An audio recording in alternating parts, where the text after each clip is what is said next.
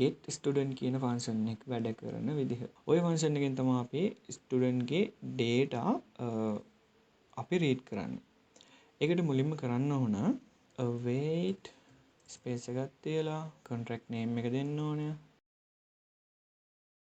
contract එක ඇතුලේ අපි get student කියන ෆන්ක්ෂන් එක තමයි දැන් කෝල් කරන්න හදන්නේ.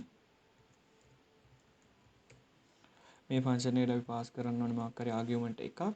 ඒක ID එකක් ගොඩක් දුරට. ඉතින් අපි පළවෙනි ID එකේ ඉන්න ස්ටුඩන්ට් ව තමයි දැන් ගන්න හදන්නේ. මම මෙතන my contract කියන එකේ R එක ගහන්න නැතුව තාම process එක කරලා තියෙන්නේ.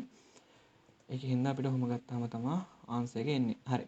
ඉතින් මේකේ result වල තියෙනවා මෙන්න මේ විදිහට තරංග කියලා ඇවිල්ලා name එක සහ මේ ඊතුරු output ටික.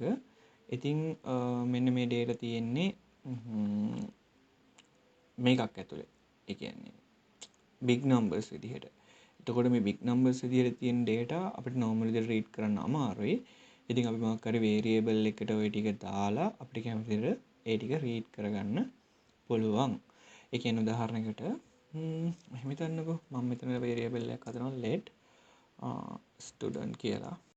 ඊට පස්සේ මේ student කියන එකට අපි assign කරගන්නවා අපේ contract එකේ තියෙන dot get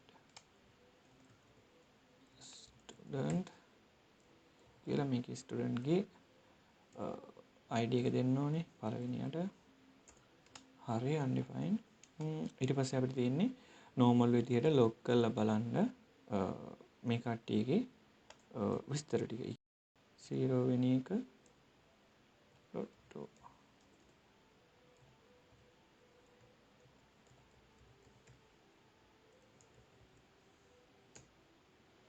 හරි. ඉතින් අපිට මේ විදිහටම බලා ගන්න පුළුවන් දෙවෙනි ඉන්ඩෙක්ස් එකේ තියෙන්නේ 0 වෙනි එකේ තියෙන්නේ යාගේ ID එක, දෙවෙනි එකේ තියෙන්නේ යාගේ name එක, තුන්වෙනි එකේ අපිට බලා ගන්න පුළුවන් ආපහු මෙයාගේ age එක. ඒ කියන්නේ දෙවෙනි එක. තුන්වෙනි එකේ අපිට බලා ගන්න පුළුවන් මෙයාගේ false true. එයා activeද නැද්ද කියන එක. අපව මම මුලින් ඉඳන් අරන් පෙන්නන්නම්. බිඳුවේ අපිට මේක තියෙනවා. පළවෙනි එකේ අපිට බලා ගන්න පුළුවන් මෙයාගේ නම. දෙවෙනි එකේ බලා ගන්න පුළුවන් මෙයාගේ වයස. තුන්වෙනි එකේ බලා ගන්න පුළුවන් මෙයාගේ ස්ටේටස් එක.